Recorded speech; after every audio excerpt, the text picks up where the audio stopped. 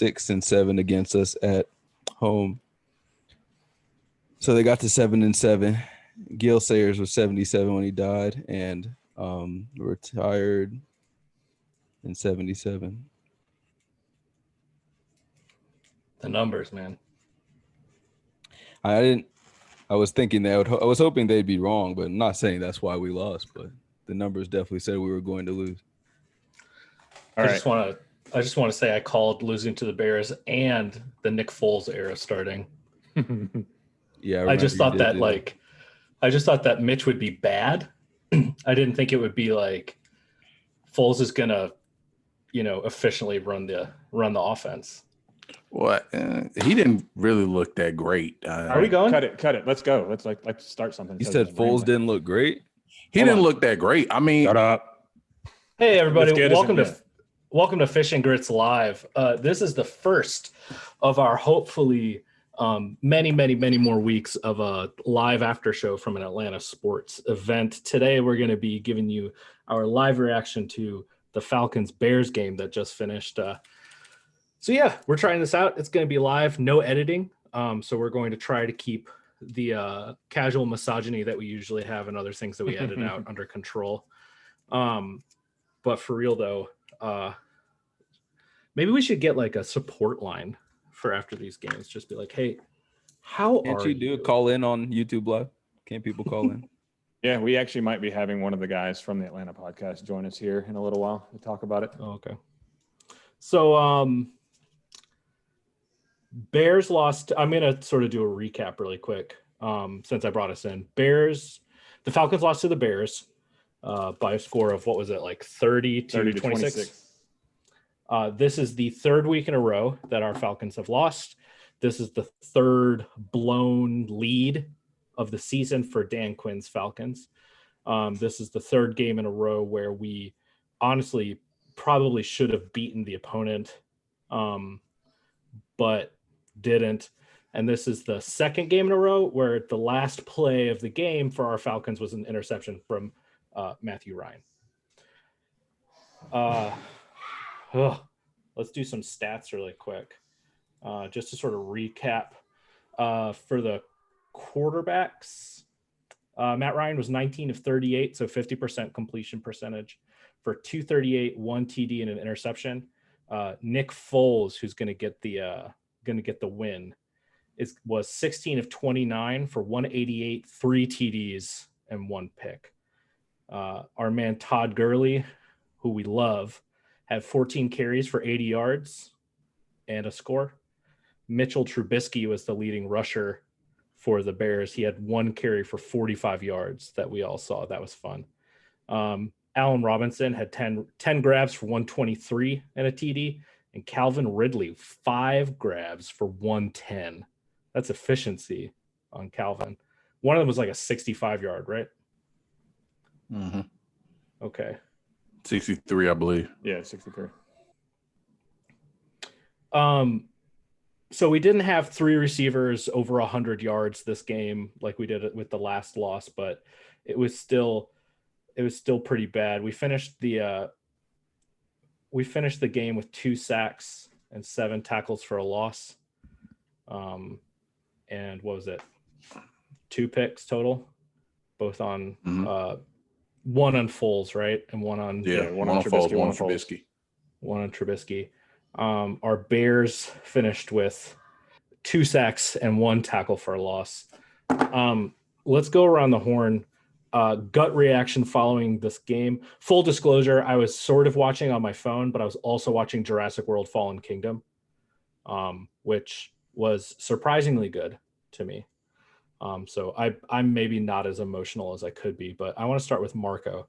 Tell me what you're thinking. Like, where are you at, man? I mean, the Falcons don't hurt me anymore, man. I expect losses.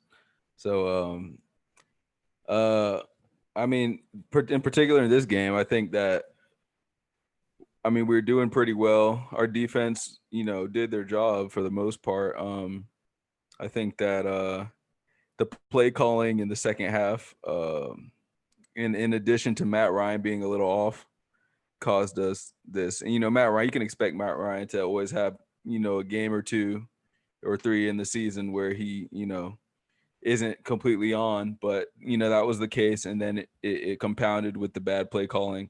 Like when we were deep in our territory and we ran the ball, and then second down we tried to like do some kooky long ball that pretty much guaranteed a third and long, and then that was pretty much the game in my opinion. So, but yeah, that's my take so far. That was one of the highlights of the Shanahan offense, was that when we were pinned back, I think we talked about this the last time that I was on the show, but when we were pinned back deep in our own territory, we would run high percentage plays and get out. Like how many drives do we have? Those like the Falcons just scored on a 95-yard drive after scoring on a 97-yard drive. It got to the point where like I was watching Matt Ryan take snaps in the end zone and I was like, we good. But it doesn't sound like that's sort of the play calling that we're getting from Cutter. We're not getting those high percentage plays. We're getting like a run on first down basically the whole time until we're not leading anymore. Right. And then it's like, well, instead of, trying to chunk away at that yardage, he's like, oh, watch, they'll expect us to do that. So I'm going to go for 4 verts. Is that sort of what you're saying? Yeah, that's the second down was something like that. When they could, like you said, they could have just done a screen or, done a drag or something, high percentage to just keep that drive alive. But yeah, we tried to go deep, and then that just set up, Matt Ryan gets a little jumpy sometimes in those third and longs when he's deep in his own territory. And, that's what happened. All right. Dollar. How are you? What's a term for like expected depression? What? It's like, like I'm happy right now, but I know I'm about to be depressed. I know I'm about. You're in shock. Yeah, yeah, I could be in shock. Not really though, but I expected it. Like this isn't a shock to the system. I'm just really pissed because in the third quarter, I was starting to write my notes for the game. I was starting to, fall for the trap of happiness again. And yet here we are again, left feeling empty inside. Gut reactions, Dan Quinn shouldn't make it to the locker room. If he is in the locker room, he should be fired in front of the entire team. I don't care anymore. Show the players on the field that this will not be tolerated anymore. Show them that whatever the sickness is on the team, whether it's mental, whether it's spiritual, whatever it is, you're ready to get rid of it. Because this team, as we've seen, is too talented to do this week in and week out. And it comes down to coaching. It comes down to having that toughness instilled in them. And culture, right? Yeah, culture. It's infectious at this point. You saw the players at the beginning of the fourth quarter.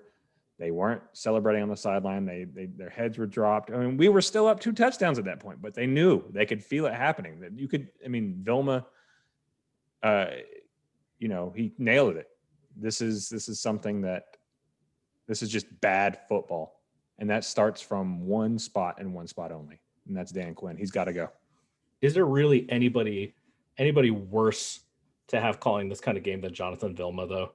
Like, yeah, just God. I heard him start talking. I was like, oh my God, like, at least we played at the Benz, right? So we're home. So Arthur can, like eject him like they sent the cats out of the bubble in Orlando, for the NBA. I don't have to fly you home. Hey, sit on this. I promise it's not a trebuchet. You took your own car, right? So like DQ can like drive himself home. Like we don't even have to do the thing where you Gus Bradley the guy, fire him and leave him stranded at the airport. He's got to find his own way home. Yeah, or Lane Kiffin him. Micah, how are you feeling, man? I mean, here's the thing, and they talked about toughness and stuff like that, and Ryan alluded to our talent, but where was the talent on the field? Majority of our talent was hurt. No Julio. Russell Gage got hurt in the first quarter. Defensively, we were missing 4 starters. Then during the game in the fourth quarter, Grady Jarrett, Darquez Denard, I think Casey left the game. Debo hardly played in the fourth quarter. So pretty much majority of our starters were out. So we're expecting backups to win a game. And you saw with Matt with no Gage, no Julio, Ridley was his only receiver he's comfortable with. He forced the ball to Ridley way too much. And when he did have, there were plenty of times when Zacchaeus or Hurst got behind corners and we had opportunities for big plays and Matt just sailed the ball, threw it, 10 yards over their heads. And so it's like, it's a game where it's essentially Murphy's Law. Anything that could go wrong went wrong. And like especially that last drive that they scored, half the defense, probably 90% of the defense is like, who is this guy? Like 42, we signed a corner off the practice squad yesterday and he got into the game. That just lets you know how injured we are and how deep we had to reach into our roster just to fill slots. And we're expecting these guys to be the ones to carry us to victory and hold the comeback from happening. I mean, it's just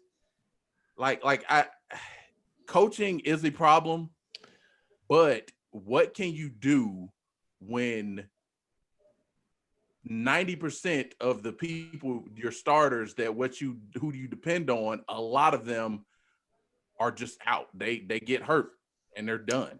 I'll tell you what you don't do. You don't put them in a cover 1 or cover 3 that it requires knowledge of the scheme and leave them on an island. You drop 2 safeties deep at all times and you back them off and you play not to lose. When we were in cover 2, they still beat us. Because remember, I alluded to that play earlier where Ted Ginn almost ran by Jalen Hawkins in cover 2. So either way, I mean, you're kind of screwed. But we didn't give up a score there, Micah. We almost did. But even still, it's still big plays. It's big plays because you have guys who shouldn't be on the field. That's an excuse. And I get it. I get it. Next man up mentality, whatever. But like, there's a reason most of these players are backup. The same thing Anthony Lynn said about Justin Herbert. There's a reason these guys are backups. So when you have a whole bunch of them on the field at one time, there's a good chance disaster is going to happen. Did the Niners not still beat the Jets by 30? Did they not lose like that? But see, that's the difference. That's the Jets.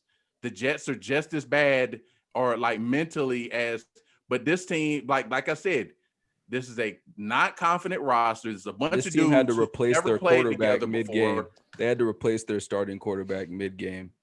Yeah, Micah, it sounds like you're copping out a lot here, man. Like you're admittedly, there was a rash of injuries on the defense. Admittedly, right? Both sides of the ball. Hold on. So the 49ers. How much of our starting offensive line is healthy? Offensive line? Well, all of them. No. You're right. Caleb McGarry was hurt. Yeah. McGarry missed. Right. So we had Matthews missed. Missed a lot of. Matthews has a knee injury, so they're not healthy. But they're on the field, right? We have 4 starters on the offensive line. How many of our starting running backs played all of them the whole game? Okay. And what was the highest rating for our top wide receiver, our number 2 receiver, right? The heir apparent to Julio Jones, the guy who's leading the NFL in receiving yards, in Calvin Ridley. What did we put a second string quarterback in? No. Did we put a third or fourth string tight end in? What does this have to do? Because we had a 3 possession lead. And it doesn't matter. It doesn't. When they started making the comebacks, the starting quarterback, this all pro guy that everybody loves, wasn't comfortable with what we had out there. And the only person that he had out there that was comfortable, they doubled him and he couldn't get him the ball. 1 second, Marco. Hold on, Micah. If you are a football coach, and you're coaching this team and a whole bunch of your players go down and you see the other team starting a comeback, you would just say, oh, snap, we got fourth string guys in. This guy's off the practice squad. Never mind, y'all. Or would you tell your offensive coordinator to hold the ball, own the time of possession, because you have Todd Gurley and you have Ito Smith and you have Matt Ryan and you have Calvin Ridley. And if you're going to run Calvin Ridley on a drag route for the rest of the game, if you're making 4-yard chunks, right? If you're gaining 4 yards on every single snap and then you miss a couple, you just ate up how much time? You're making an excuse for the coaching staff, and it's like, you're saying we've got a practice squad guy who's a cornerback, but the whole offense was basically starting except for Julio Jones. So Russell Gage got knocked out of the game. So okay, our third string who actually played a lot of football I'm telling you. Now, granted, yes, there were mistakes that the coaches made, but here's the problem. When you have one receiver, one reliable receiver, Hayden Hurst can take him away. Called zero. But the running game, majority of our yardage came off of goddamn draw plays. When draw plays don't really work that well when you're ahead, because you don't need to pass. So change it up and start. But how is that passes? How is that related to the defensive injuries? You see how Dallas destroyed us? My thing is dinking and dunking. Why not do that? Offense? Because we literally had to hold the ball 5 minutes to keep them from scoring. How do you really expect us to run 4 minutes of offense? No, but I expect us to run more than 15 seconds off the clock. I get that. But at the same time, that was on Matt too, because he missed several open passes. There were opportunities, he just missed them. Because they're not giving him simple reads, just dink and dunk. We have a lead, dink and dunk, dink and freaking dunk. Bruh. Was it Olamide capable with 5 yards past the receiver and behind the corner, and he overthrew him. It's because he had pressure in his face, though. What's Todd Gurley's reception statistics for his career? You can't throw to the running back. You can't throw to the tight end. Micah, whose fault is it that we lost the Super Bowl? Was it because we lost our starting right tackle and our starting center had a fractured ankle, and because we had injuries on the defense down the stretch, or was it because of play calling at the end of the game? It's a combination of both. No, because after that, you didn't say shit. See, here's the thing. Play calling can get you far, but you need talent to execute. If you don't have talent to execute, which we didn't, it's on both. When Julio Jones and Roddy White went out for a season, Matt Ryan turned Harry Douglas into a 1,000-yard receiver. They were out for the whole season. And we had 6-10. Right, but we had a 17-point lead and Calvin Ridley, Todd Gurley, and Hayden Hurst on the field. Bill Belichick and the Patriots win the Super Bowl with guys that get at a Boston bar. This is no excuse. The 49ers beat the shit out of the Jets with almost none of their offensive starters. And you cannot without their quarterback. Yeah, their quarterback is out. But they don't need it. They're 4 deep at running back. And let me add this just to we're not 4 deep at running back. No, I said he's talking about the Niners. The Niners are 4 deep at running back. We're not 4 deep at running back. What's his name? Mostert had already had almost 100 yards rushing, receiving. Brian Hill had like a 40-yard run today. Ito looked good. Gurley looked good. And then who was the 4th string guy that went in? That everyone's like, oh shit, this guy's really good. Let me just say this. Mike, just like you were saying, Matt Ryan missed a whole bunch of passes, right? Those were all deep passes, just dink and dunk. Like, why? Why does he? This is the same Matt Ryan that they talked about as one of the best deep ball throwers in the history of the league. Deep balls. Yeah, We just need to keep the drive who alive. cares at that It's point when fine. they're getting It is, pressure? but here's the thing: if you complete the opportunity, the No, opportunity was there. because It doesn't matter. those are low Whether you dink and percentage dunk or not, opportunities. the opportunity was there. We just didn't execute. If you have a 16-point lead, you take the high percentage opportunities. That's just like a team in basketball who has a 30-point lead and keeps shooting threes. You're gonna blow the lead. Bro, it's but like I said, it's still about execution. No, it's not. It comes It's down to not, execution. because I don't if you give- have, you could call the perfect play as a coach if your players don't execute. But he didn't though. but you He didn't. have to call the perfect It play, worked. Micah. It Here's the didn't work. Okay, no, stop, because you're not making any sense here. If you're gonna run a 4 vertical, right? If you're gonna run all verticals, Okay. Connection. Maybe. no, he quit. Oh well. Okay, I don't think he quit. I think he he did. quit. Yeah, he was like looking for the mouse. He's yelling about how if you call the perfect play and you don't execute, it's your fault. But like, we were calling bad plays that were hard to execute. Dink and dunk to the wide receiver. To the tight end, to the wide receiver, to one of our 3 running backs who can catch. Just run 4 yards, 5 yards, 6 yards. Get a catch, stay in bounds. Right. You check the ball down. 20, You check 30. the ball down 4 yards in the middle Matt of the Ryan. field. The beginning of the downfall was when Matt Ryan scrambled that one time on 3rd down, I believe, and had about 3 or 4 yards a gain. He wasn't going to get a first down, but he decided to try and dump it to Hayden Hurst, who was literally smothered. So then we punt the ball away. So we took like no time off the clock there. And then we come back out of the next possession and take 15 seconds off the clock. That's all coaching.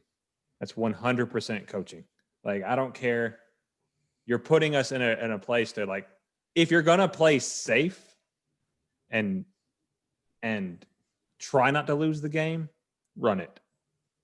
I get it. You tried to push the ball downfield that one time. It was there, kind of. But, I mean, you had Akeem Hicks draped all over Matt Ryan. And it's funny. It's just like, because I was doing the highlights and Mike actually made this point. He's like, what Dirk Cutter does is he'll run the ball on first down just to say he ran it. But then after that, he'll just throw everything out the window and start trying to go 20, 30 yards down the field. It's like, bro, just keep doing, just manage. Like, I don't know why Dirk Cutter doesn't know how to manage. It was terrible play calling down the stretch. For a team that likes to say that they believe in analytics as a reason to call, plays on 4th down in the opponent's territory, they sure as hell aren't looking at analytics as far as play calling when you're up 3 possessions, right? Like, you hand the ball to Todd Gurley goes a yard. Okay, but what's the play clock? Right? Play Todd clock's Gurley. 20. Sorry, go ahead. The play clock's 25 seconds, 35 seconds, 40 seconds. 40 so seconds. You do that 3 times and you ran off 1 minute and 20 seconds of game time. Mm-hmm. And by the When way, you punt Todd it. Gurley was averaging 5.7 yards per carry. Brian Hill was averaging 6.4 yards a carry. This is to put it on the defense who's hurt is rude to the defense. That's an insult. Continuously put them out there. That's an After insult getting to like our a minute break. players. Yeah. Like, you're supposed to, if you know your defense is weak, you're supposed to own the time of possession. That's Right. what you're supposed to do. And like, I never played football, but I know that because it just is what it is. Like, I just don't. I mean, when you have Blaming our 4th stringers for not being able to beat the Bears is fucking ridiculous. when you have a lead, we have even in the 4th quarter, I still think we had like a 9-point lead or something like that. It's like when your coaches put together 15-second drives, that's not the players. That's not the players. That's that's coaching. Play by play. Let's go. So we were up 20-6. We went 3 plays, 5 yards, 1 minute 30 off the clock. Then they came down, got a touchdown. Then we went 3 plays, 1 yard, a minute off the clock. Then they came down and got a touchdown. Then we went 3 plays, -5 yards, 22 seconds off the clock. Then they got a touchdown. How? 3 possessions in a row, totaling under a minute. We had and that missed field goal and missed extra point came back and bit us in the ass again, by the way. Wait, That's still, they won by 4. Okay, so that would have tied it. But yeah, Youngway missed an extra point at the beginning of the game and then missed a 36-yard field goal. The curse of Matt Bryant. Yeah, so a minute 30. So 2 minutes, 36 seconds, under 3 minutes for 3 drives. wow. If you just ran the ball continuously for those 3 drives, that's at least 5 minutes off the clock. Yeah, 2 to 5 minutes per drive. I mean, a minute the clock. Almost 2 minutes per drive if you just ran the ball. If you just were like, feed Gurley. And you're going to get a first down with him getting almost 6 yards a carry. Even if you don't, it's time off the clock, man. Yeah, like even if you don't, like that's 4 minutes that they don't have to come and carve up our 4th string defense. Yeah, you've got to own the time of possession, man, especially when your defense is hurt. That's the thing about Dirk Cutter that we know is that he doesn't make halftime adjustments. Do you guys remember when Shanahan made adjustments at halftime in his first season? And we were like, what is this? Like the players were different. Like they played different. We were like, how is this happening? Because we hadn't seen it. Like Cutter doesn't make adjustments depending on the flow of the game or the situation of the game. His play call card, Andy Reid's got like the IHOP menu of plays. Yeah. Right. That he has like taped to the inside of his visor. And Dirk Cutter's got like 2 note cards. So it's like, okay, 4th down. This is what we do. He's got like 3 plays for 4th down. It's honestly embarrassing. Draw. And draw play. Works every time. I think Mike And is Madden. coming back. He said he had to take a walk around the house or something. He had to cool down. It's funny because he's like, I'm not mad. I'm fine. But I'm mad. It's like, I seem to have that effect on people. So He went Super I Saiyan. apologize. He was There it is. pissed.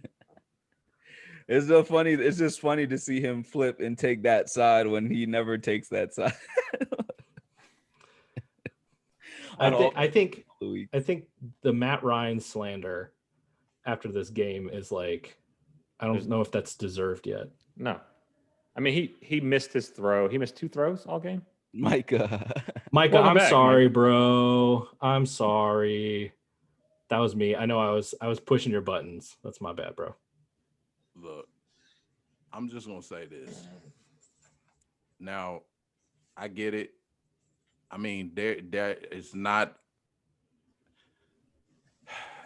all. It's coaching definitely played a part in that. I had to calm down a little bit. Sorry, everybody who saw me saw everything. But Rage out. Both of y'all almost flipped with cuss words. You almost said motherfucker, and then you almost said shut up. You're like, shut up. But coaching does take blame. But as someone who's played the game and is coached, I understand when you lack talent. Like you talked about 4 verts. Those deep balls weren't 4 verts. They were It was just posts. It was a lot of different routes on there. Matt chose the deep option and they were open. So if you're going to take that option, you got to hit it. But it's just like I said, it's this. We have a tendency because we are frustrated with Cutter's play calling and stuff that we attack them sometimes for things that they can't control over. They don't necessarily have full control over. Like I said, Matt saw the deep ball was there. He took the opportunities, but he missed it every single time. So is that on Cutter play calling? Because there were other routes on there. There were underneath routes. He just he saw the deep ball and took it. Is that on Cutter's play calling, or is it on Matt with his decision making execution of that decision. You're saying every single time. I remember the miss for OZ. There were a couple. And he underthrew Ridley that one time. But There were were. It was one he threw to Powell, where he had the corner beat by a step and he sailed it out of bounds. There was one he threw the left sideline. Yeah. There was one to Zacchaeus. There was one or two. I think it might have been two to Zacchaeus where he had the corner beat and he overthrew him. And there was one he underthrew Ridley. And then the last one, the last pick was just bad. That was sailed well over over Ridley's head. But like I said, it's just like I said initially, though, I think it all comes back down to A, bad coaching, and then B, Matt Ryan did have, not one of his best games. So like you said, he did miss a lot, but then I don't know at what point you say, okay, Matt's having a bad game, storm, right? Sit him down and be like, okay, bro, we're going to take away those terrible options that you're missing, and we're just going to be hella conservative. Because why do quarterbacks like Alex Smith, RIP his leg, why do quarterbacks like him always check down like that? Why do they, is that just because they don't like taking chances, or is that because their coaches put it in their mind to be conservative? And what percentage of Cutter's offense includes that check down, though? Like a nice, reliable, high percentage check down. Honestly, I didn't see a whole lot of checkdowns in there. Like for considering what they were doing to us, that I did not see a lot of dump off routes. Now, because the RBs that's just based off of memory at this point. I haven't gone back and rewatched, but I mean, it's just not Cutter's scheme. There's not a lot of complexity to the routes. It's like, you're relying, especially when these guys are playing man like the Bears were there at the end. You're relying on guys to beat guys with their route running. And at that point, when you, like Micah, you're saying we were down players, when you're relying on these guys who are third and fourth and fifth on your depth chart to beat people with sheer talent, that's not good coaching, because these guys aren't as talented. So when you have these guys that aren't as talented on offense and on defense, you have to adjust your coaching. You have to go to a simplistic, hold on, let me finish. Okay. You have to adjust your coaching to something that makes it easier for them to win in their matchups. Bunch them up together. Don't spread them 5 wide across the line and let them beat press man coverage. That's just not what OZ and Christian Blake are going to do. Like, you have Hayden Hurst, and you never, ever, ever in that game, to my knowledge, forced a safety to cover him. You constantly shot him off to the sideline and sat him there. And that's not what Hayden Hurst is here for. He had a couple where he went across the middle on a double move. He had a couple where he was sat underneath, but that was it. What is Hayden Hurst like? Why were we so excited to bring Hayden Hurst in? 1 reception, 1 catch for 1 yard. Yep, that was in the end zone. Run back those. I don't think Micah heard the what was the TOP stats for our last 3 possessions? Yeah, so Micah, in our last 3 possessions, we took just under 3 minutes off the clock. When you had 2 running backs that were averaging over 5 yards a carry. Well, that was the thing, though. That was the second or third last that drive where I put in the group chat, we need to be aggressive. Mm-hmm. We ran the ball on first down, got stuffed. Second down, we tried to run it again, got stuffed again, got in third and long, and it was incompletion. That was where most of the time of possession. That's where most of the time of possession went, right there. Because what they did was they brought more people into the box to keep us from running, and then they went man across the board. Now, we did run a play where we went bunch to keep our receivers from getting pressed at the line, and I think Matt overthrew Zacchaeus on that play. So there were some opportunities, but every opportunity that I saw we just missed it. I don't recall the possession where we ran it twice, because I can only recall us running it, then throwing it. I believe it was like 6 minutes left in the game at that time. And we ran it twice and got stuffed on both times. Because like I said, what they did was they brought about 7 or 8 in the box, said and got on and did man press on the line and said, we're not going to allow you to run it against us, and our offensive line isn't good enough to just push them around because Akeem Hicks was in our backfield all game. And so once they started stuffing, that's really the only reason why the draws were having so much success is because we were allowing their aggressiveness at the D line to basically shoot themselves in the foot. But at that point, it was like the linebackers and stuff were there to clean up like their aggressiveness on the pass rush. So, I mean, he's talking about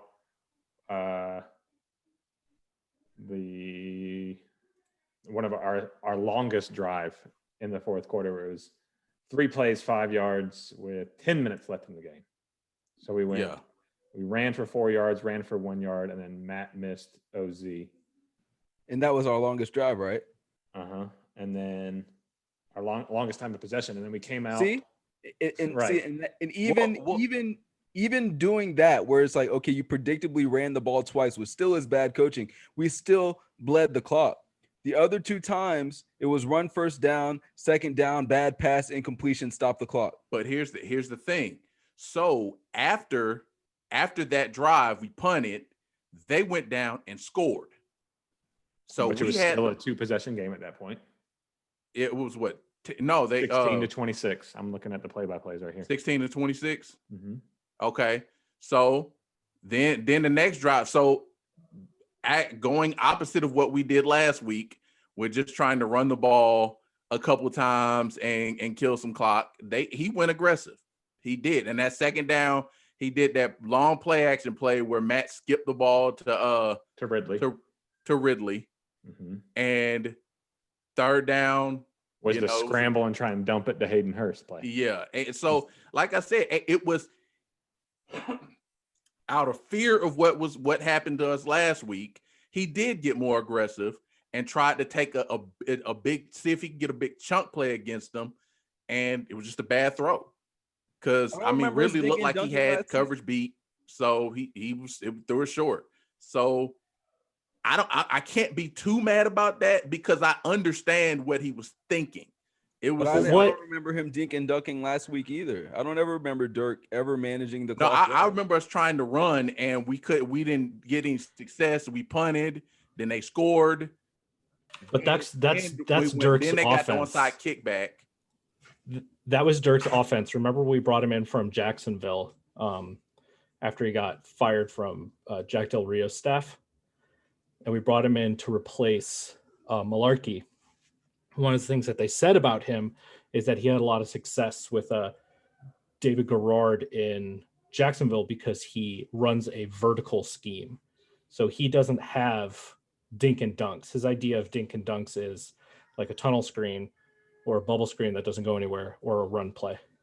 Like his offense doesn't feature short routes for receivers very often. And if they are, they're not really even close to the first read. Just a reminder, I would like to be more scientific about placing blame. So that's sort of what I want to go next. But just a reminder that Matt Ryan was only considered the most accurate deep ball passer in the game once Kyle Shanahan became his offensive coordinator. The word around Matt Ryan for the longest time in Atlanta has been that he's got a noodle arm and he's not good. So Shanahan, again, schemed to his quarterback's strengths and changed the game plan based on the situation on the field in the moment versus Cutter, who hasn't made an adjustment to his play calling in his life. He's still calling plays that he called in Jacksonville. Like, Matt, you got a noodle arm, so we got to get you bootlegging out the pocket. We got to, you know what I mean? Well, I'm looking at the play-by-play from Dallas, by the way, and we ran it, they called timeout, and then we got sacked attempting to pass, and then we tried to pass it again. So that's inaccurate. We were aggressive. But aggressive, see, and this is the thing that pisses me off. Dirk Cutter thinks that aggressive means throw the ball past the first down line, 5-step drop, we're going to get chunks of yard. When aggressive really means you're playing to eat the field, right? You're playing to score. but you don't have to get 7 yards a pass if you're trying to score. You just need 3, right? 3.3. 4. Yeah, if you average 4 yards of that's how Tom Brady makes it to the playoffs every year. His average pass attempt is like 7 yards. Like that man doesn't throw the deep ball. There's a difference between being aggressive and being ignorant of the situation around you. So I want to scientifically assign blame to a select number of people in the front office, on the coaching staff. I want to single these people out. The idea I got it from the Falcoholic, where during our Super Bowl run, they had just put the bird statue up outside of Mercedes-Benz.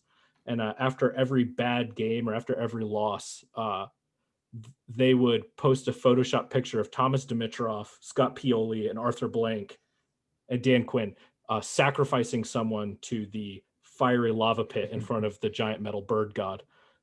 So I want to do that. I want to set somebody on fire, and I'm going to start with the low-hanging fruit. I want us to come to a decision about what percentage. We only have 100. We only have 100% to work with. I'm going to pull out my science notebook. It's right here. We have 100% to work with. What percentage of this loss is on Dan Quinn? Defend yourself, Ryan Dollar. 67% of it. Because he is the architect of this team. Everything is built around what he wants to do.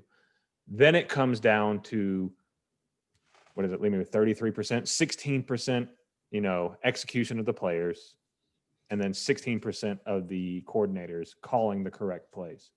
So if I'm building a building and I say, these are my designs on how I want it to be done, and I'm going out and hiring guys that I know have been fired from other jobs for not being able to do it correctly and execute their plans correctly.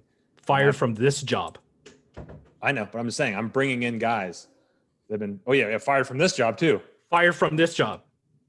He was fired by your boss already. Exactly. Let's keep that in mind.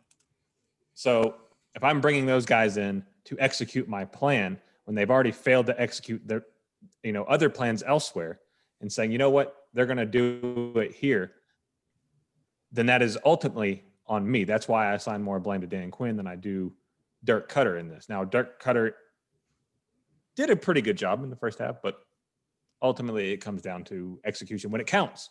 When the seat gets hot, can you stay calm and call it the right way? And he can't. So I give Raheem Morris a pass on this because, again, Micah does have a point. The whole defense was hurt. I mean, you had Oliver in, and you had a banged up Dante Fowler, and you had Tyler Davison and Keanu Kiki. Neal. And that was it. So you were missing 7 out of your 11 starters on defense. You can only do so much with that. But Did you Grady have go to out at some point. Yeah, exactly. Grady was hurt his hip in the third quarter, I thought. And what about Denard Darquez? Did he go out? Darquez got hurt. He got hurt. He got hurt second to last. The Bears' second to last drive, and he was shutting. It was on a tackle. Down. I don't even know how he got hurt. I think he pulled his quad. He didn't want to play anymore. It's like when Bobby Cox would get ejected when they're losing. It was hot outside. Like here's your chance to assign a percentage to Dan Quinn's responsibility here as the head ball coach of your Atlanta Falcons football club. How much responsibility, what percentage of responsibility does Dan Quinn own? Hill. I'm gonna give him about 40 because the coaching decisions are his. I'll give you that because Dirk Cutter is not a great offensive coordinator. Now, granted, I wish we had waited a week last year and gotten damn Gary Kubiak, but you know what? It is what it is. I'm gonna put about 25%. No, hold on. Spoilers. We're just doing DQ right now. Oh, just DQ? Oh, okay. Just DQ. Ryan jumped ahead, but I'll take care of him in a minute. All right. Mako, Give me a percentage, man. Just because, as the captain of this ship, he has to take, a majority of the whole blame, but and me in particular, I'm gonna give him like 33.3% of this fault. All right, and I'm gonna have the hottest take of the four of us. Kelsey, please. I'm gonna put 80% of the blame on Dan Quinn, and I will tell you why. Because this is the third week in a row that we've done this. Well, and like second. Well, because we blew a lead against Seattle too.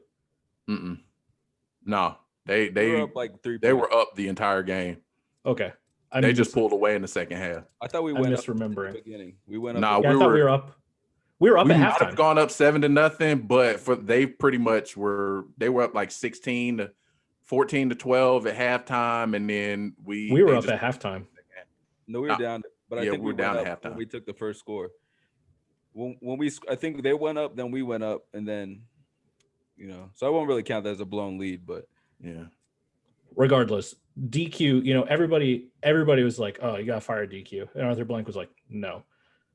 But you got to assume Arthur was like, don't fucking do it again. And he did. So make some changes Chat to your seems coach. to agree that it's Quinn's fault, by the way. Who? Make some changes to your coaching chat. staff, my G. Oh. All right. Next up, I'm going to another low-hanging fruit. Marco, I'm gonna start with you this time. What Lionel? What? Someone said, does Lionel always style his hair like a Jersey Shore episode for the live Zoom call? It's a mohawk, actually. You're welcome, America. It's called style. Look it up. Look it up. It's just because of the glasses. They make me look douchier than I am. But only like 5%. Marco, how much of this is Matt Ryan's fault, man? Okay, so if we're doing 33, I want to give Matt. So wait, 33 minus 100 is 66. So I'm giving Matt about 17%. Damn. Of the Wait, money. to this, That's a are we lot. talking about this game or the start of the season altogether? This game. Okay. This game. Matt Ryan, how much of this is his fault? This game?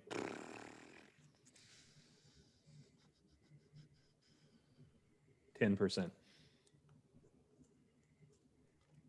Micah. I'm gonna say 30%.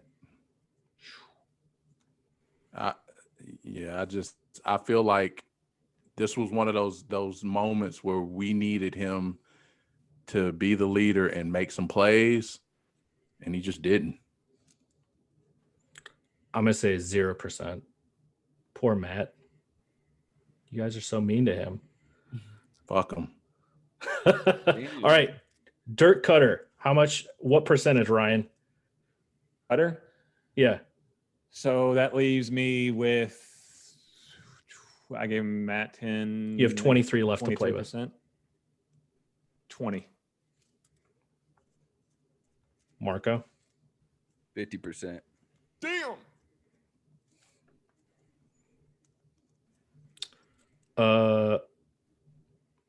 Okay, yeah, that checks out. You're out, Marco.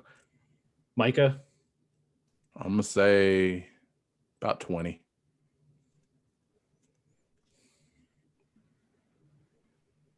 Micah, you got 10% left. Okay. Mm-hmm. I'm going to give Dirk 10%. I think Dirk is who Dirk is. You hired him. Right. How much of this is Kanye West's fault? Or God? I say my last 10%. I'll just let you fill in the rest of yours. My last 10% is God. God hates us as Falcons fans. That's the only reason.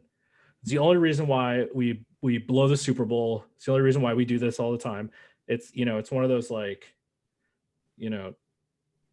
trying to teach us, Old Testament God trying to teach us a lesson, but we're not listening. It's that same thing, except it's football and it's directed specifically against people in Atlanta who want to be happy. So that's my last 10%. Micah, you've got what, 20, 50, you have 10% left. Who's your last 10%? I mean, my 10% is just flat out just injuries. Like the things that we can't control. It's Fate. yeah, like I mean, it's like God. 2018 times 10. That 2018 season times 10, where early on in the season we lost 3 of our best defenders, and we just never bounced back from it. Except this year, we've lost some of our best defenders and our best player overall in Julio, and it's just like, well, shit. Dollar. You have 3% left. 3% will go to Raheem Morris. I can see it. So like we're all really depressed. Well, not really, because we knew this was coming. I think it's a symptom of the NFL that retread coaches keep getting chances, like the same chance even. So like Dirk Cutter is on his second stint here in Atlanta, right? And after last year when he didn't change his play calling, you would think that we would be like, oh, you didn't learn anything, did you? Right? And then just fire him again. Chuck Pagano featured in this game. He's another retread coach who's getting another shot. How many times have we got to teach you this lesson, old man? Yeah, fucking Chuck Pagano. I like to think about like Greg Schwartz and all those guys. I don't know why they keep hiring these guys. There are other people out there who can coach football. I promise you. Somebody give Todd Bowles another chance, because that man can call a defense. So I want to sort of move to being happy. What's the one bright spot that you can take from this game besides the coaching staff changing? Ryan? I think it's the depth on defense. When we were healthy-ish at the start of the game, what you got to see is a lot of the guys that we've acquired over the last couple of years, like the Kaminsky's, the Michael Walkers, the Fowlers, even Charles Harris looked pretty good out there. Tyler Davidson, Marlon Davidson, really the depth on defense shown through on there. We were getting a lot of push on the pocket against the Bears, and the Bears aren't a great offensive line, but they're not a bad one either. And the willingness to change on the defensive side, we saw things that weren't working, and we featured some formations that we typically don't see. I don't know if you want me to bring that up here or save that for later. What say ye? Go ahead. Okay, so what we were seeing a lot is a 2-4-5 nickel formation that we were showing, and what that does is it puts your 2 middle linebackers, or your Will and your Mike, over the center, and they essentially are hovering over the ball, and it gives the center then has to account for them, and they're either going to blitz or they're going to drop back into coverage, or one's going to blitz, one's going to drop back into coverage, and it's something that the Panthers used to do all the time with Kuechly and Thomas Davis. It's when you have these linebackers that are athletic enough to play essentially over the ball and still have the speed to get back into coverage if need be, or also blitz over top and just create havoc for the interior line to account for them. And it gives people like your edge rushers like Fowler and Tack when healthy, or your 2 D tackles that are in on that also get single coverage there. So it's a bright spot to see that we're not just going to stand pat with our defense and say, this is what we do and this is how we're going to do it. I was glad to see that. Well, and the defensive depth is something that we haven't had here in a long time. I know it's been years and years and years since we've been able to say that. Like we'll usually have a pretty decent starter at most of the positions on the field. Sometimes we start Joplo and Paul Warlow. That's that Mike Nolan special. He's another one that we got to deal with last week. But I think it's been a long time coming for us. And that's a testament to not only Dan Quinn, I think, building the defense, right, but also Thomas Dimitroff helping make that happen. That we've been drafting pretty well and we've been signing pretty good players. Marco, what's the one good thing you're going to take away? Week 3 is over, so it's one less loss that we can get. We've completed 100% of them, though. So yeah, man, as the games go by, hope decreases more and more, and without hope we can't be that sad. So that's my silver lining. Micah, what you get to take away that makes you happy? Gurley actually looked like he had some juice left in him. I mean, I didn't know what to expect. The knees seemed to be kind of shot from last year, but he made some people miss and, got galloped in the open field. You could tell, I mean, he's not 100% what he used to be like at Georgia, but he looked fairly good. And Brian Hill looked pretty good today too. He had that one nice run. I mean, yeah, I mean that's the two bright spots. Well, and I'm gonna say something. I'm gonna say something bold and controversial. The Falcons are not. I don't think the Falcons are comparably as good of an offensive line as Georgia was when Gurley was there. The Georgia offensive line versus their competition was at a higher level, right? That's not to say that the Georgia offensive line is better than the Falcons offensive line. You know what I mean? Like, I think the Browns would beat Alabama. I'm picking the Browns for the worst team in the NFL this year. Again, they just don't pass the smell test. But you know what I'm saying? Like, the Georgia offensive line was big and physical and fast. And so Gurley didn't have to do a lot of fighting to get up to that next level to go on his runs. Whereas against, with the Falcons offensive line, my dogs are gonna kill each other. Yeah, Tucker's with me. So my one good thing I'm taking away, I told you guys not to say it. Oh, my dogs are gonna actually kill each other. Is that we're gonna have a new coaching staff within the next week or so, I think. So that's a good thing to take away. Ryan, I'm gonna turn it over to you.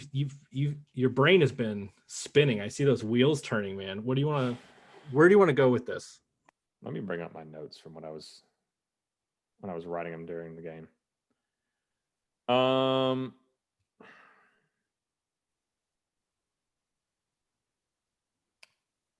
This is hard. It's hard to really look at a lot of these things that I wrote.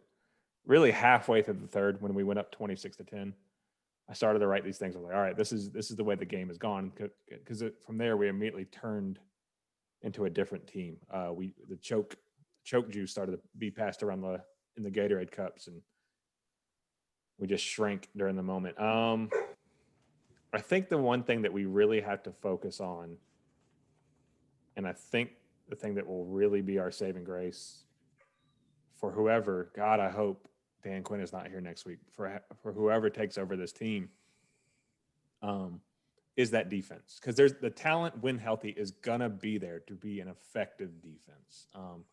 I think we should key in on that, really the youth of the defense. Because for us to lose our number one draft pick to COVID, for this game and maybe next game as well, and then throw in Darqueze Dennard, a guy who was looked at to be a bust by the Bengals. He was a first-round pick and was supposed to be a shutdown corner coming out of Michigan State, and put him in there, and for him really to shut down anything that came his direction, and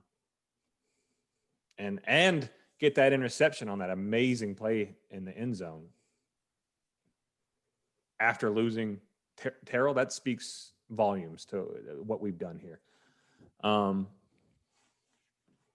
And I don't know really I want to go with this. I'll just share some of the highlights that I had for the defense. I've already covered the 2-4-5. The man defense looked much better than weeks past. Kiki looked like he was getting comfortable in the scheme again. We moved him around from dimebacker to strong safety. The run defense looked amazing yet again. The crazy thing is, last year we couldn't stop the run to save our lives, and now we're a formidable front against the run. Even down a whole bunch of our starters. Yeah, and the Bears are a running team. They were averaging 140 yards rushing a game. Linebacker depth is really good. Michael Walker actually filled in really well for Foye. Marlon Davidson he had some flashes here and there. He didn't really generate any pressure, but he certainly added some girth to that front seven. And had some push. I don't know, man. My brain's a little fried. It's moving, but it's just all over the place because I'm remembering parts of the game where it was like, yeah, it's all coming together. We're finally putting together a full game. And yet here we are again. I think you made some really good points, and that's exactly what I needed to sort of help kickstart where I want to go with this. I do think we have to give our defensive coaching staff their due. This defensive coaching staff, meaning Dan Quinn's defensive coaching staff, they have done a really good job at developing talent, and installing a scheme that even high draft pick, expensive free agent guys can contribute in, right? So like Brian Poole, remember Brian Poole was everywhere in this scheme. Same with Bobby Alford, right? Like it always seems like we've got players like Bleedy Ray Wilson, like we've got players that come up that really participate and really contribute in the defense that might not have in earlier iterations of this Falcons regime, right? So like if you think about the Mike Nolan years, for instance, how often would you have like a Brian Poole contribute on defense? Not to mention all those that free safety we took that didn't like play a snap in the NFL. So I think that we do have some bright spots coming back. I think a lot of them we are compensating very well. And that's sort of where I want to go with this is like, how do you come in and I'm going to assume that Arthur Blank fires Dan Quinn, because if Arthur Blank doesn't fire Dan Quinn, then he leaves himself open to what happened last year, right? Where DQ goes on a run, wins 8 of the last, we have 13 left, wins 8 of the last 13 and, looks pretty good. And then Arthur's like, okay, fine, you can stick around. And he hires like Mike Martz to be his offensive coordinator. So I'm going to assume DQ is out of here. Let's say you're a coach taking over. How do you sell yourself to the owner, right? Looking at the pieces that this team has, how would you make them work better? Specifically, I'm looking for what would you do differently in the play calling department, and what would you do differently in the free agent market as far as improving on what Dan Quinn already has? Because you can't blow it up. You've got way too much talent on this team on both sides of the ball to blow it up and start over. That would be like, remember when Chip Kelly blew up the Eagles? And they just got worse and worse and worse. Yeah, we're going to hope that nobody does that. I want to start with Micah because I think he's going to have some really good, interesting insight into this. Micah, I'm Arthur Blank and Thomas Dimitrov. See my hair and the glasses. Or your bike shorts. They're under the desk. I rode my bike to my house. We're interviewing. You're the hot up and coming coach. What kind of coach are you, and how do you sell yourself to me to convince me to hire you? I'm going to sell myself as someone who can finish games. Because really that's what it is. It's like, you have enough talent to get there. It's just finishing. But how specifically would you make sure that you finish the game? So like I would connect myself with a play caller who knows how and when to run the ball, when to be more aggressive. And when I say aggressive, I mean like, play action, but look for, 5 to 7 yard chunks and stuff, but instead of, deep balls, just smart. Like I would align myself with someone I know is savvy and aware of the situations, has been there. I would like somebody who's been there before, but at this point, it's hard to find those kind of guys because of a lot of them are either head coaches or old, like in their 70s. So it would get Monty Kiffin in this bitch. Oh, let's God. Like see if Mike Shanahan wants to come back and coach an offense for a year or two. But really that's the thing. Defensively, I like Raheem Morris. If I had the opportunity, I'd keep Raheem Morris and and see if he can continue to improve on the direction of the defense, because like I said, I think he's done a solid job, but I think injuries the past couple of games have been the bane of anything that any of his progress, because when you lose that many starters, the backups don't get enough reps in practice and stuff to truly be comfortable in what you have to do. So you have to essentially dumb down everything and keep it as simple as possible for them to be able to survive on the field, especially when you have that many out. Now, if you got one or two, then you might be able to call more complex stuff and just kind of get the other guys to help them out, communicate and help them out. But, when 7 of your 11 starters are out, it's just like, all right, let's call it. It's basically 2018 what got Marquand Manuel fired. Oh, man, I miss Marquand Manuel. Yeah, and so that's what I'm looking at. I'm offensively, I would see if maybe Kubiak, I could steal Kubiak away from Minnesota, because they're in a downward spiral.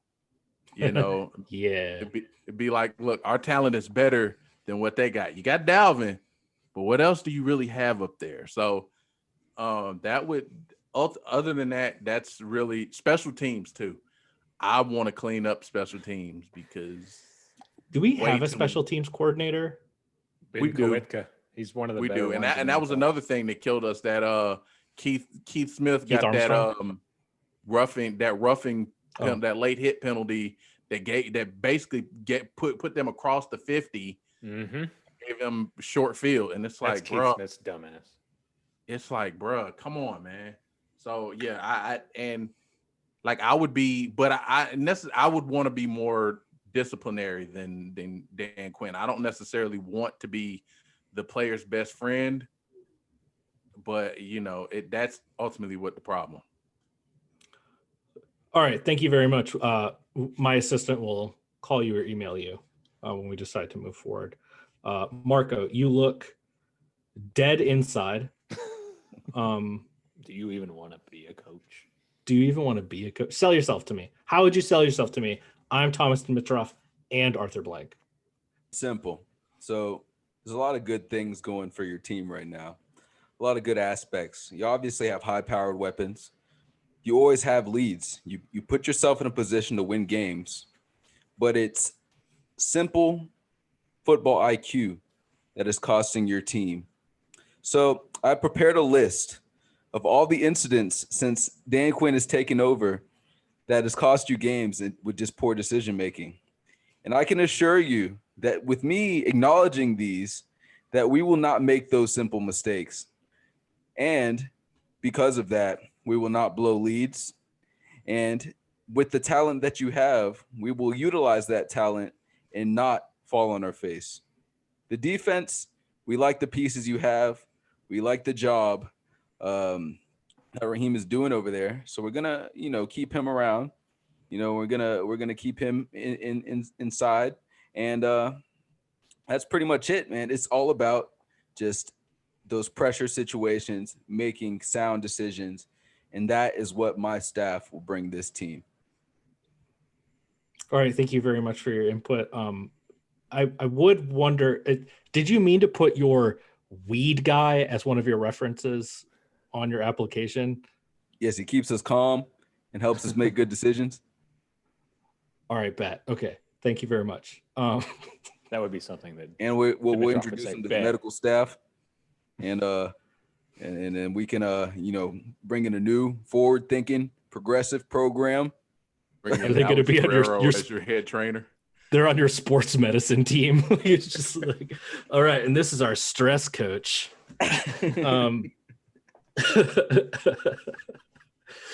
I like that. I also like that, like, every time I talk to somebody about marijuana, which no one that I know smokes because it is still a felony.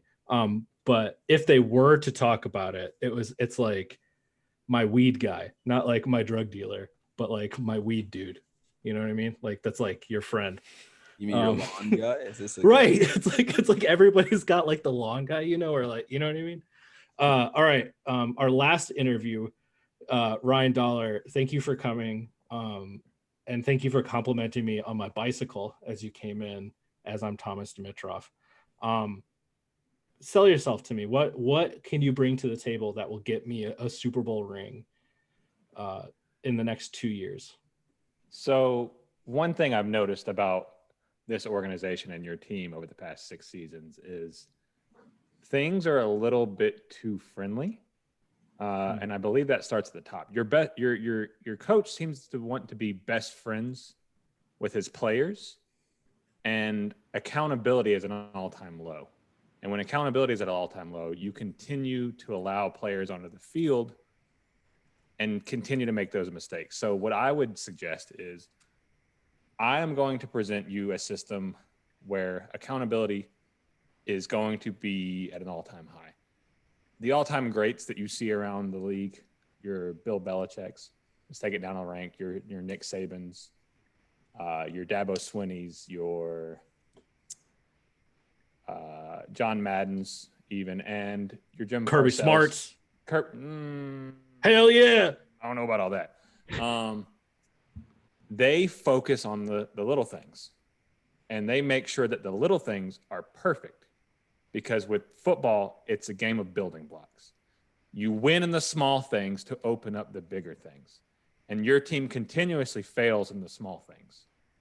And I think that is because your players aren't taught and aren't disciplined in a way that lends to perfect execution.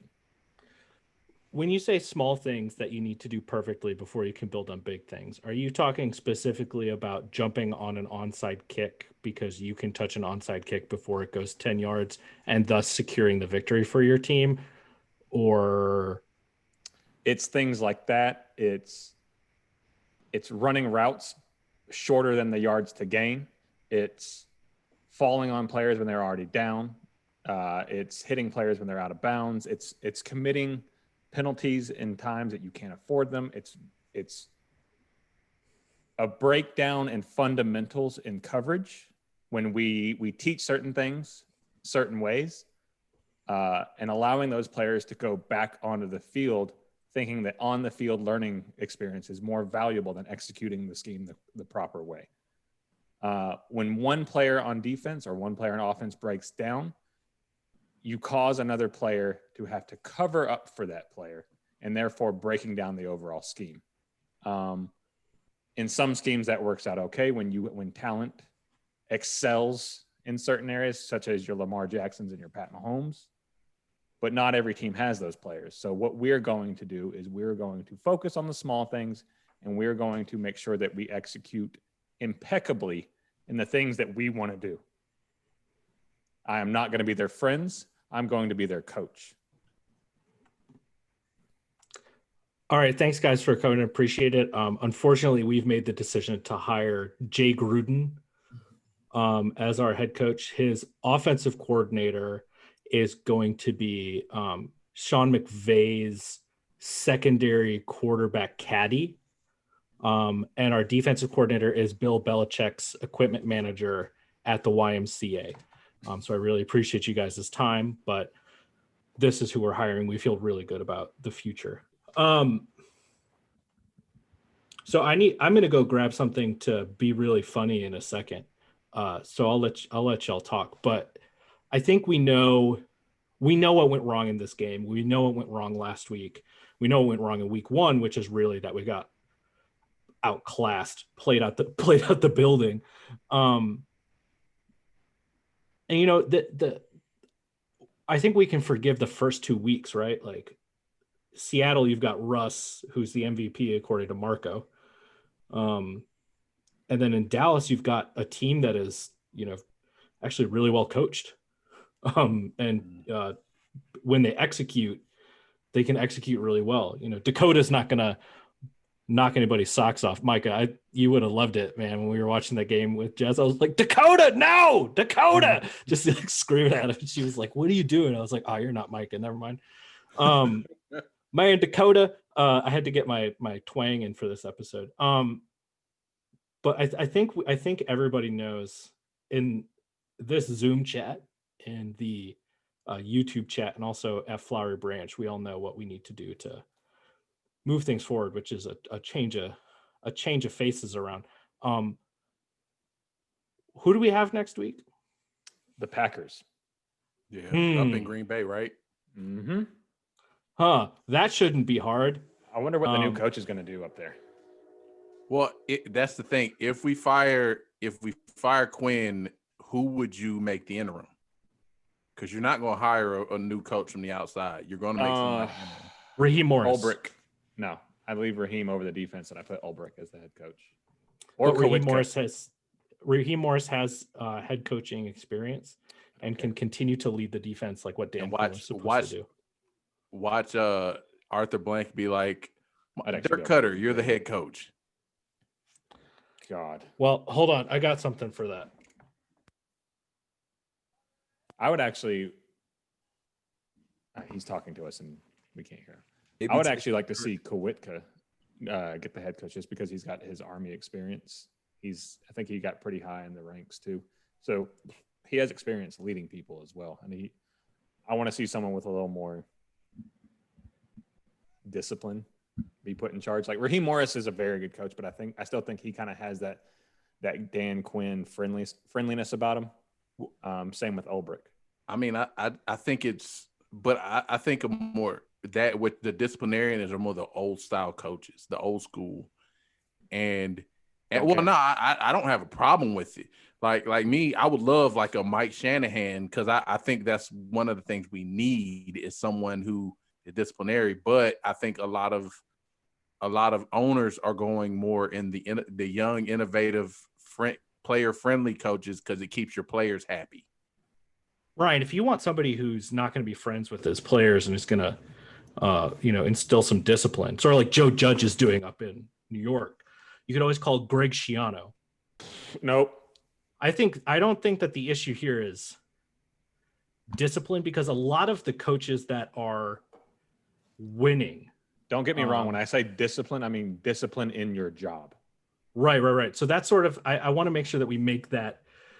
I want to make sure that we make that distinction clear. And this is why I don't think an Army guy is going to be the right call, mostly because the Army continually needs the Marines to bail them out in war. But also because, like Joe Judge is like, you're going to run sprints. It's like, these are professionals, man. These are NFL players. They make more than you. You don't make them run sprints, man. Like Andy Reid, right? Andy Reid just won the Super Bowl. Thank God Andy Reid won the Super Bowl. Because I would have been very upset if he hadn't. Andy Reid is beloved by his players. Bill Belichick doesn't make his players run laps. It's more like, do your damn job. Or right? get benched. And which is what Joe Judge is the Belichick guy. He came from the Patriots. Well, the Giants are going to be like 5-11, and it's going to be great. I think the difference is Belichick's proven.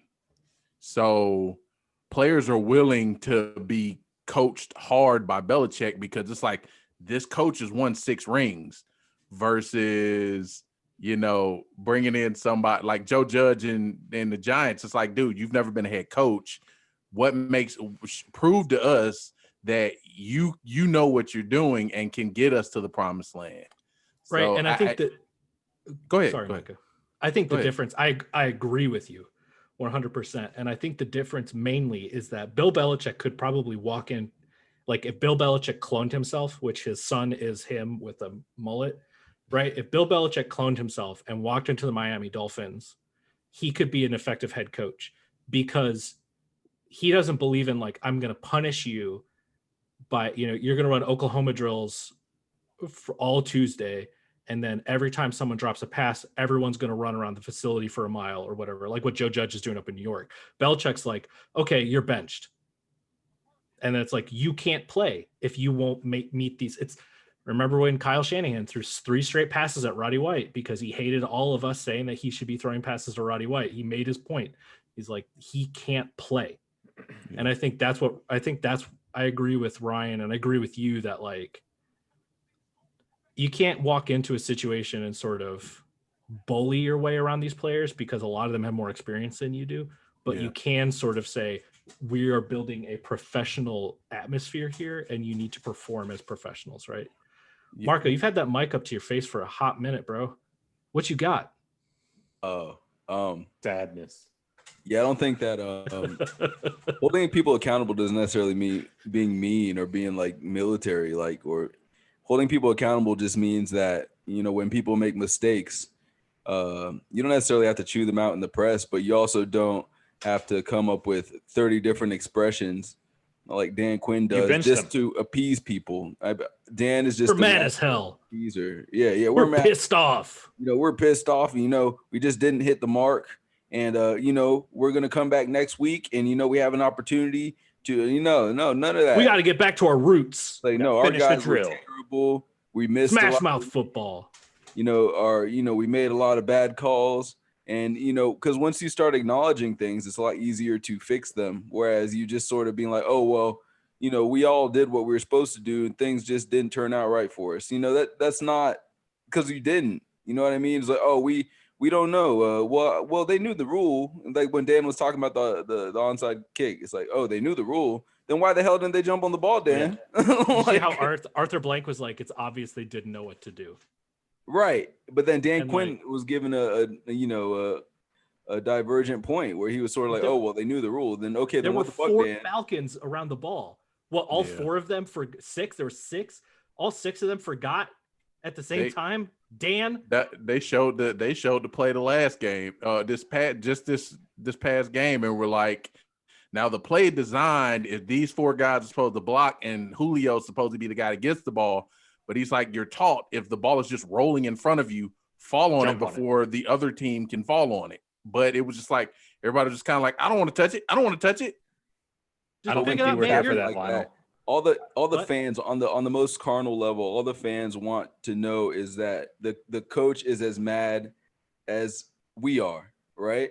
The coach is as in this, but Dan always shows such a polite face, in the face of just like us being just fools. Like we're like the clowns of the NFL, and somehow Dan is just, straight faced about it all. But we just want to see some intensity. The maddest I ever seen Dan was when he lost this game because he looked like he knew he was about to get fired. That's the maddest I've ever seen him get, like ever, except for that one when he looked like Stone Cold a couple seasons ago. But I got a question, actually. I just thought about this. And it kind of goes in line with what I was saying earlier. When you see Bill Belichick teams, or when you see Shanahan I try to teams, not see Bill Belichick teams. You know their identity, right? You know what they do well, and you know they're going to do that well until you stop them.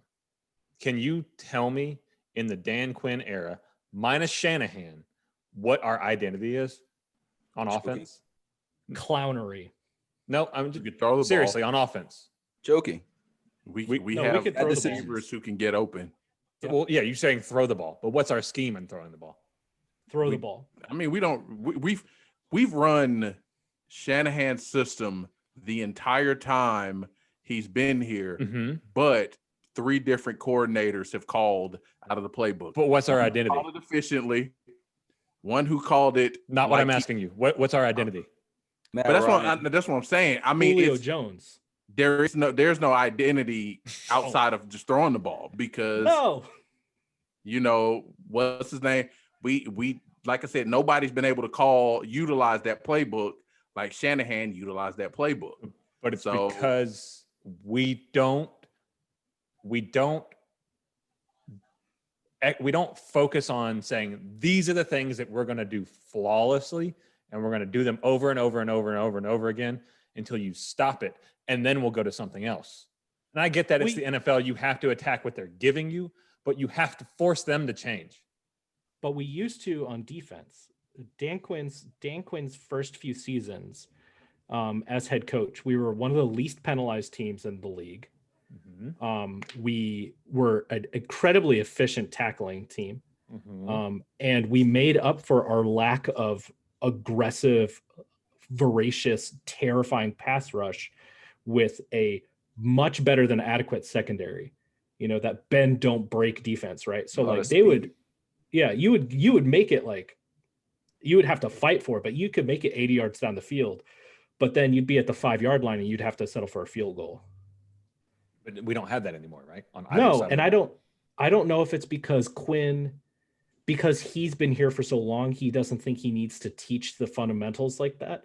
But like, we are a highly penalized team the last few years. I think last year we were one of the most penalized teams in the NFL. We're not making good tackles. We're making really shitty decisions about, you know, how we tackle and stuff like that. I just think I think Ryan, I think you hit the nail right on the head in that, you know, we've been talking a lot about coaching style and culture, right? I think that we've lost that culture that made us all so happy to have Dan Quinn the first few years, right? Mm-hmm. Marco, what you got, man? I mean, just same thing, man. It's just after a while, like your culture can't be based on just platitudes and expressions. Like the brotherhood seemed cool while we were winning, but then Right. when you start losing, you know, your brotherhood becomes, you know, brothers fight too. You know what I mean? But at the end of the day, you still need somebody who can bring them all together and make wise decisions. And I think that's what it all boils down to. It's like the guys in the locker room know that when it comes down to it, Dan's probably not going to make a wise decision. You know what I mean? So they don't buy in as Yeah. much. And I think, Marco, you just reminded me of something I want to say. You said that you want a coach that's just as mad as you are. And I sort of agree on principle. I don't care if Dan Quinn gets angry or not. I want to believe that he's going to make a change to improve the team. Because like Bill Belichick is, you know, we keep going back to these coaches, right? Like Bill Belichick, Kyle Shanahan, whatever. But it's because, you know, they've demonstrated time and again that they have what it takes. And Belichick, he comes out and he says, I'm thinking about Miami, right? Like I'm on to the next week. And it's become a meme, but you know that Bill Belichick is going to change. Remember, there were like 3 years in a row the Pats went to the Super Bowl, and at one point during the season, they completely flipped their offensive line, right? They were like, this is the fourth combination of offensive line positions that these guys have played this year. And it happened like 3 years in a row. And I was like, oh, they're screwed. They won the Super Bowl with their left tackle playing center or whatever it is that they did. It's because you know that Bill Belichick's he's not going to just run it back. Let's do it again. And I don't believe that Dan Quinn is going to change a single thing, because if after last week, Dan Quinn should have fired Dirk fucking Cutter if he wanted to keep his job. Right? Like, Yep. But I think so. You got to like think about context too, because the reason Bill Belichick doesn't ever have to like, you know, get mad, right? Is because, you know, teams lose, right? You're never going to go undefeated in a season, right? But sometimes you just lose because the other team's better than you, right? Bill Belichick doesn't rarely, if ever, lose just because of gaffes and decision making, right? So if Bill Belichick is his mood is very stoic and straight, right? And it's just like this, like even, right? But that's because we know his personality is serious, right? We know that he is so serious about, like Ryan said earlier, the small things. You know what I mean? That he's not ever going to be in a position where he's mad and embarrassed and having to apologize for just sheer incompetence, right? Dan is always in that position, you know, but then he never really owns up to it, I don't feel like. Do you think the difference is that Bill Belichick and the Patriots treat the team as a business, as a job? Like, it is your job to be the number 2 cornerback on this team, right? And Dan Quinn treats it like we're a bunch of guys playing football and we happen to get paid for it.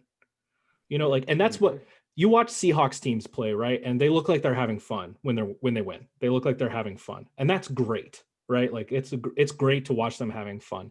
But I would rather have 6 Super Bowl rings and have a team that is like you pull like Deion Branch out of retirement and he has like 800 yards receiving for a season. You know what I mean? Like a team that's like everyone knows their job, everyone knows what they're supposed to do, and they know that if they don't, there are consequences. And it's not just like, bro, I need you to not call draw plays, bro. And Dirk Cutter's like, bro, I got you, bro.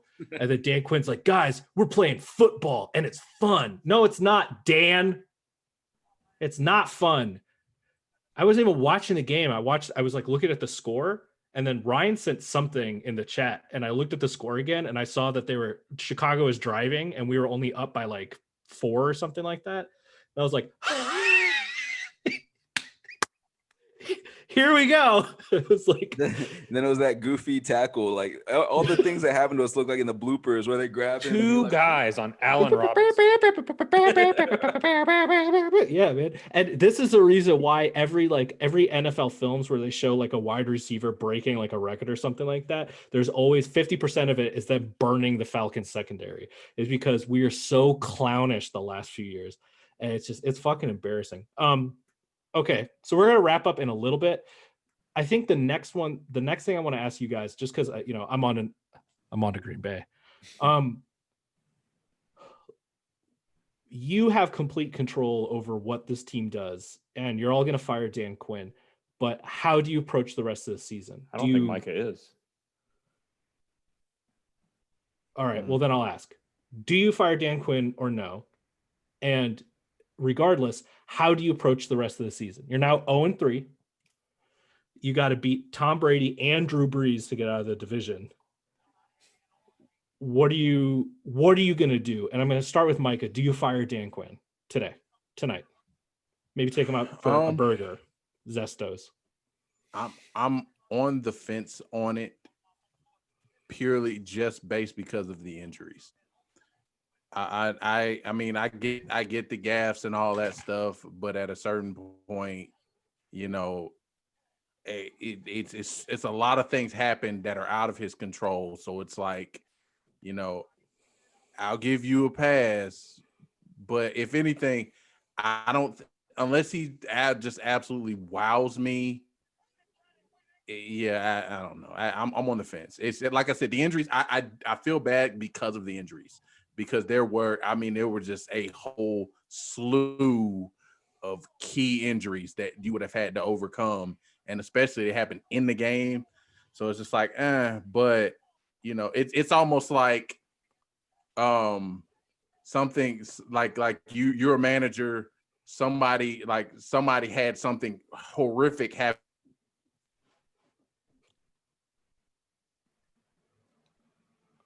Blip, blip. That's that Comcast life. Okay, There he is. He's back. He's back. Oh yeah. Micah, what's your red line then? Like, well, here's the thing. Like, I don't know if y'all just heard that last part that I was talking about, but it's kind of like, to me, it's like a manager. Somebody is late for work all the time. But you're like, if you're late one more time and then they had a horrific thing happen to them that caused them to be late, do you just say, well, I told you no more, or you're done? Or do you say, all right, I'll give you a pass this time, but no, you let them go because you've already given them so many other passes. True, but if the last time, like say they had a death in the family, their or house catches on fire. Their home caught on fire. Do you fire them for something that happened and force them to be late because they couldn't avoid it? I mean, that's my thing. It's just yes. Yeah, you have to. Because it's a combination of those things.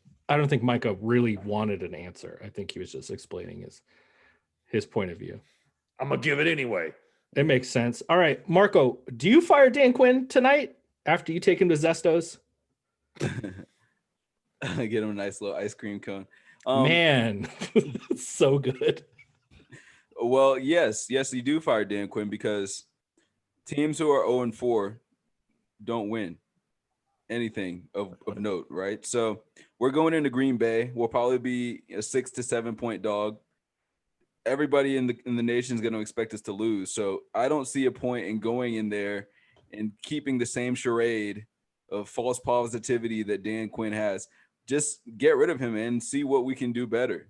Like, put this team on notice, man, that things are burning down. Wait, it's a Monday night game? It's a Monday night game. We're gonna lose by 28 on national television. That's what I'm saying.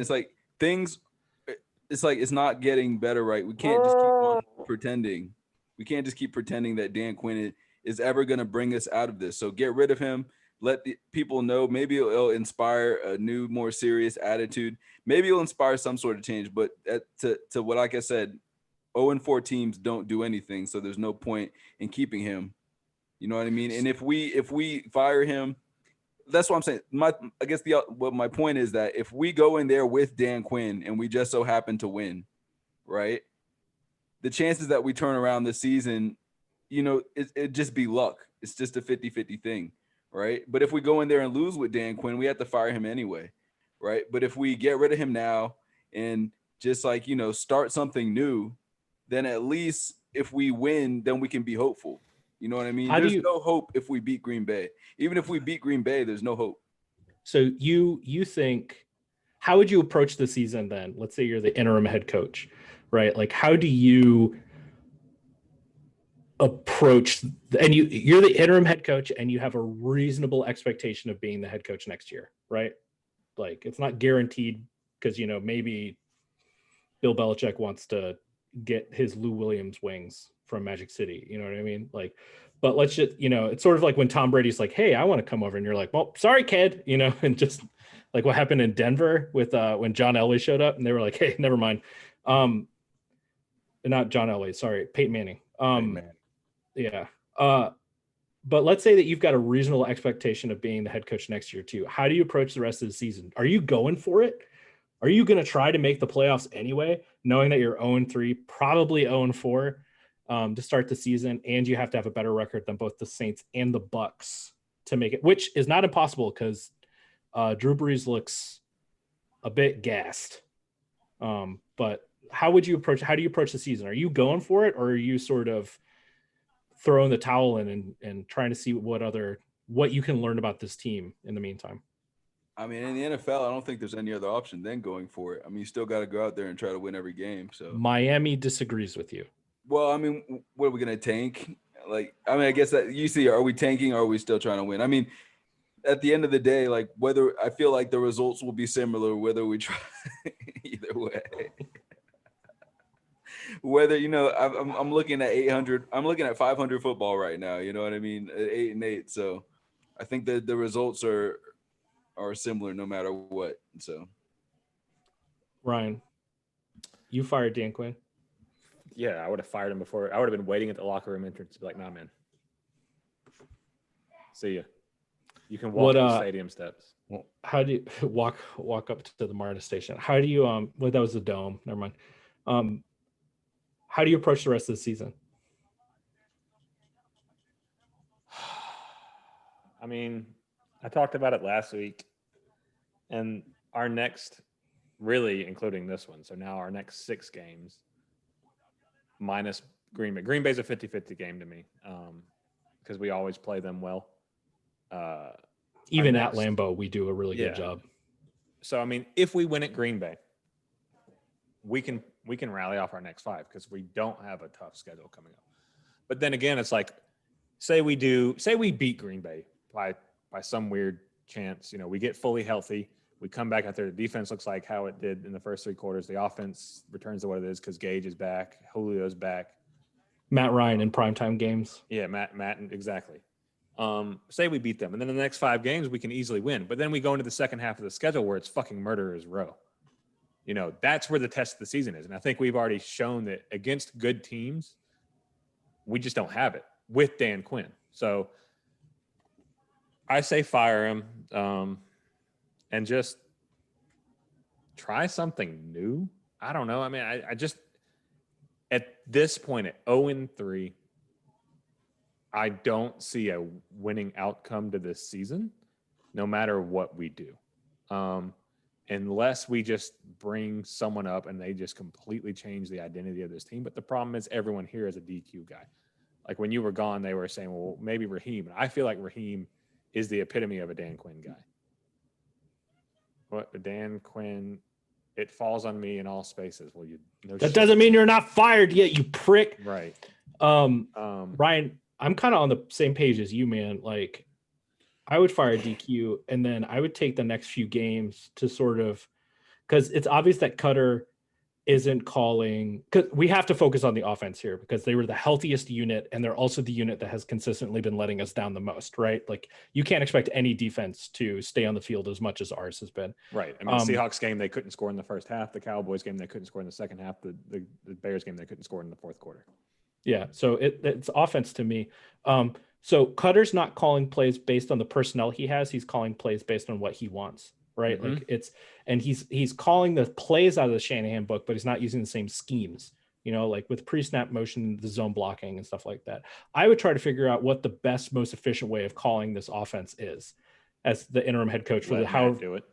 yeah, the next like 5 or 6 will work with Ryan, but like, the next like 5 or 6 weeks to be like, hey, what can we do to make this click?